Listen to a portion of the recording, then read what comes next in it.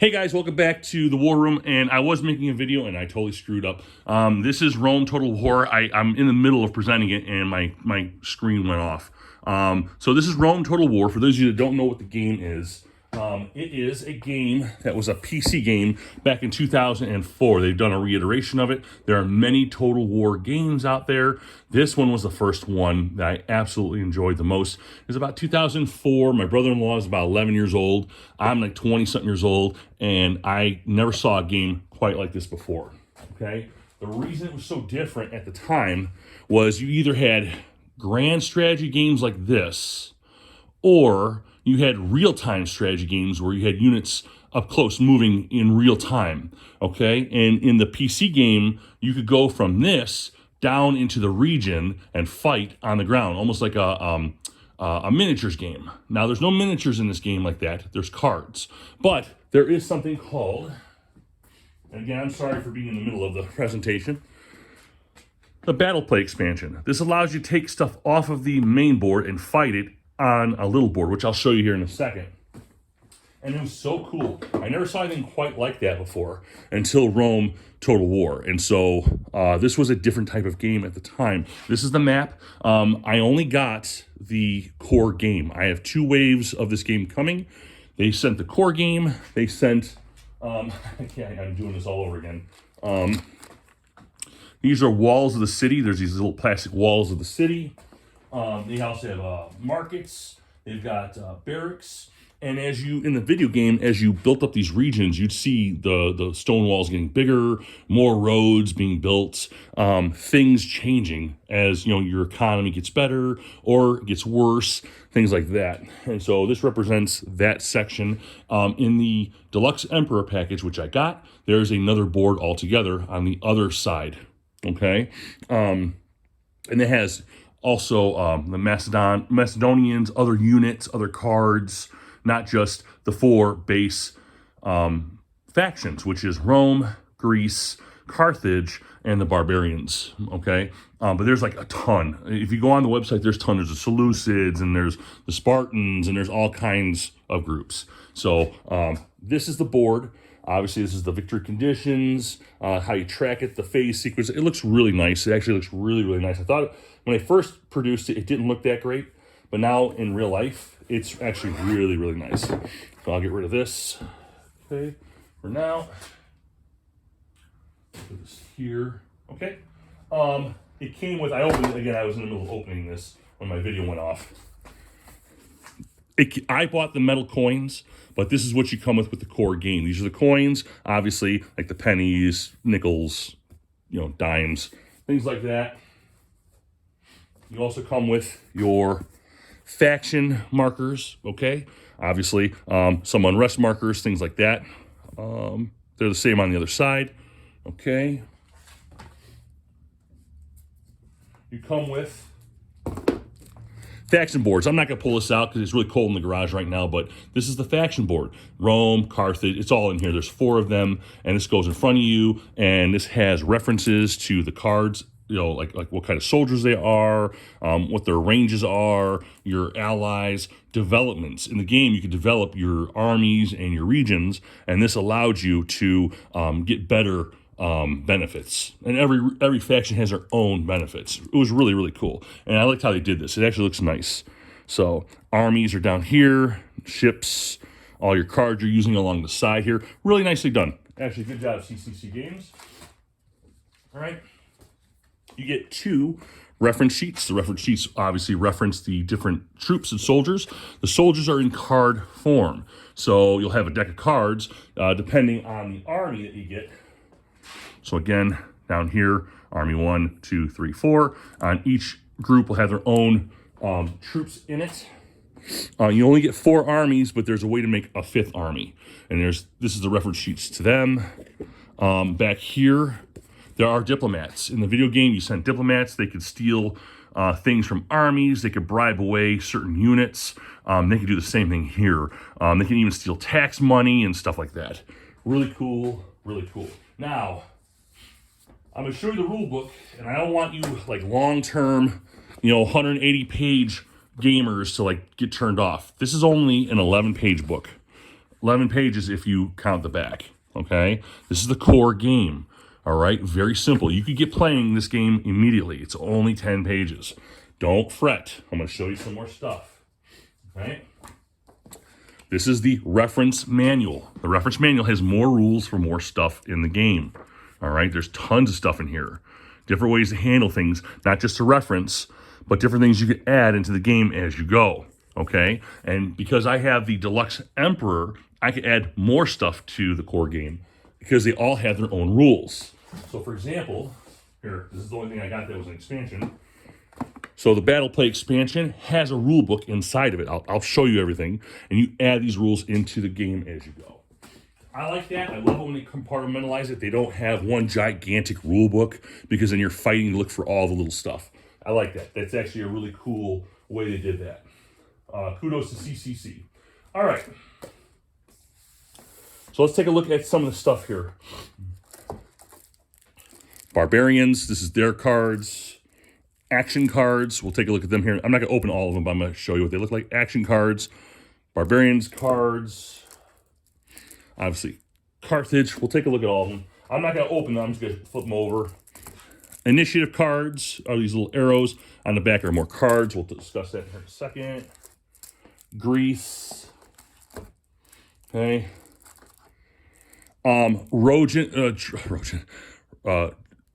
Roman cards. Some of the Romans actually developed their units much better than some of the other ones. This is their normal unit card backing. I believe this is the Republic. They have a certain, what is it called? They have a certain thing.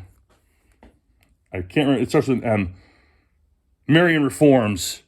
Yeah. So right here is Marian Reforms. And if you're able to afford that, you get a whole new deck of cards. So you have different units, different stuff that you can use in the battles. Those are all the cards. M are mercenaries. And take a look at that card. That's actually not half bad. Look, that was at the Balearic Slingers. Okay. It shows what kind of unit they are. Are they close? Are they far away? If you can't see it, it says they're foot soldiers, but they're also archers. So they want to be far away. They don't want to be up front in the battle. All right. This is called Good Going. I know it's kind of hard to see. I apologize. If I can just swing this into the light. There we go.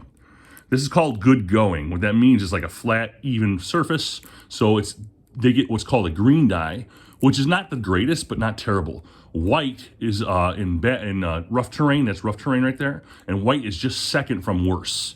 Okay. It shows you what kind of dice you'll be rolling. And then some units they roll multiple dice. Some are really good. This is the cost for this unit to purchase it. That's 2 gold coins. And if there's any special effects, you'll find them down here. Those are the mercenaries. Here. Sorry. Libyan spearmen. Okay. That number up there represents, this starts in Army 1 at the beginning of the game. He rolls 2 dice, which aren't the greatest. On Good Going, rough terrain, it's only 1. He's a foot soldier, and that shield means he wants to be close. So he's going to be one of the first ones to make impact with the enemy. All right. S, he has special abilities. I can't remember what the S is. I think it's hold. But if you roll black, like the effects of the other. So here, if I can't remember how it works here. If they roll black or if he rolls, if he rolls an S, these effects from the other enemy don't work. So cavalry, up close, chariots, they don't work for them. So if he rolls any S's, he can cancel some of these effects. So if he's got cavalry that are up close, he could cancel them. If there's a chariot, it doesn't matter where they're at, he can cancel them as an effect. Okay, cool. It's a cool little thing. I think I got that right. I think I did. I'm not one of those types that reads the rule book before I get the game. I don't want to do that. Greek hoplites starts in Army 1. Saying, well, that's black, that's terrible. They get into the bad territory. They're in bad shape right there. But they roll 2 dice, which are just okay. Let's take a look at the Romans, huh? Republic Legionnaires. Yellow, that's about midway. Second from the bottom and Good Going. They're close. Foot soldiers. Oh, look at this. So they roll an S. Red effects are immediate. Like they act as a injury. So I got to look at the rules. But that's devastating. So when he rolls an S, If it's a foot soldier that's up close, they're like screwed, and then other effects. So, and they have to be in good going. That shows that as long as they're in good going and they're fighting those guys in good going, then they can hurt them even worse. They're more expensive, obviously. Everything the Romans did was expensive. Here are the barbarians, lowland warriors. Same thing, they're kind of crappy. Now, these are interesting faction. The faction's very, very broken at the beginning. They're not very good at all, but there's a reform that brings them together. And once that happens, then Rome has to, like, shit their pants a little bit. All right, that's what I heard. Actions. Oh, here, before I do the actions, let's do the Rome. These are the Republican, or the Marian reforms. Imperial legionnaires, right? A little bit better, even in bad. They get green, which isn't terrible. Expensive. Cool cards. Really. Okay. These are the action cards. Okay, so these action cards are what you use. There's a section that you get to choose to use them if you want to. You don't have to. You can use them for extra gold when you're doing taxation. You could do them for an event down here. This says campaign phase, so you can only do it during the campaign phase. And then you have this. This is what's going on with the diplomats. Here, I'll show you what a diplomat looks like. In the game, they weren't all diplomats. Some were champions. Some were spies. Excuse me. And here, this is the baggie full of them. Let me show you the first one I can get. Okay. This was like the diplomat. This was like the politician. He'd go around and he'd do political things in other people's territory. But in the game, there was like a champion with like a big club, and then there was like a spy with a cloak. And they go from place, and this represents all of them. You go place to place on the map, and you play those cards for their effects wherever you're at.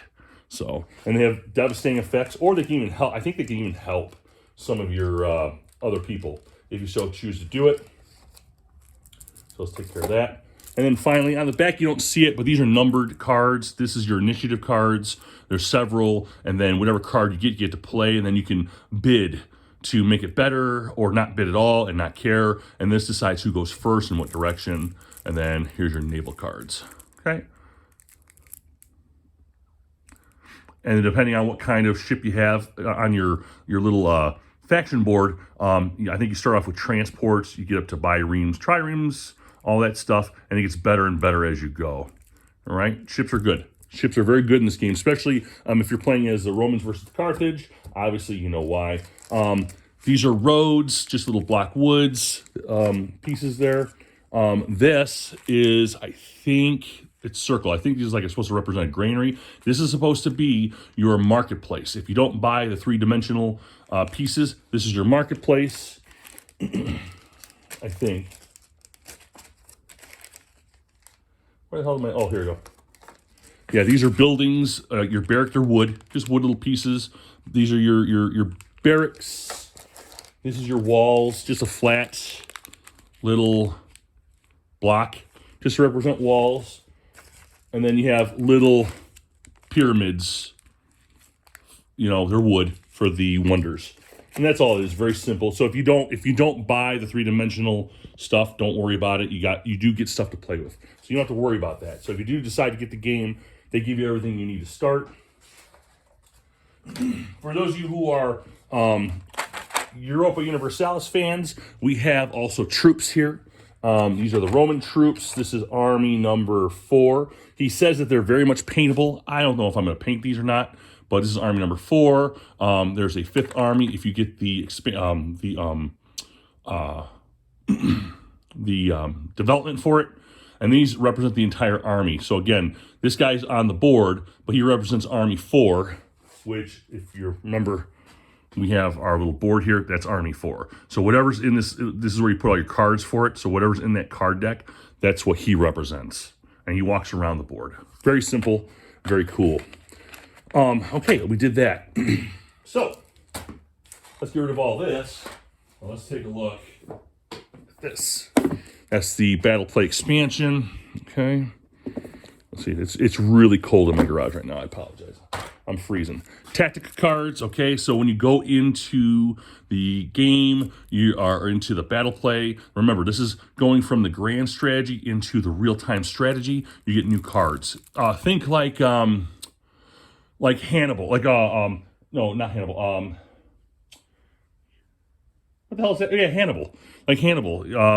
You know, the one game Hannibal by Phalanx, right? You get the cards and you do the tactical cards, but your units also affect that play, the way it plays. Excuse me, sorry.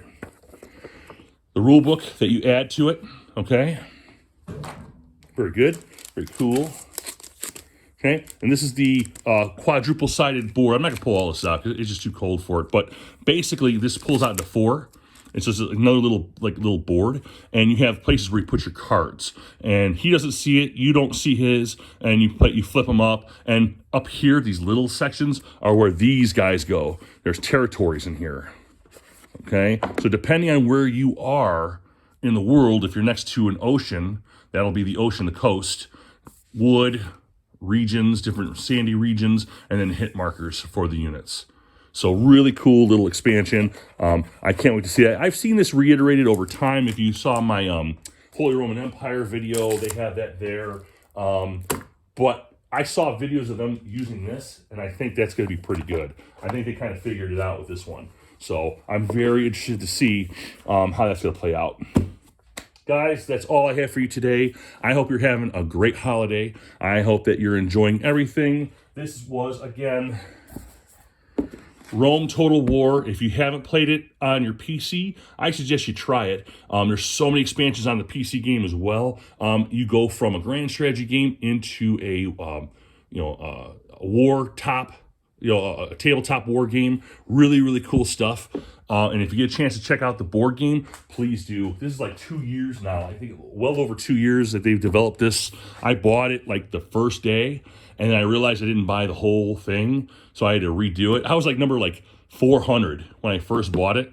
Then I had to delete it, and I bought the new one. Then I'm backer 1,500 out of however many people now.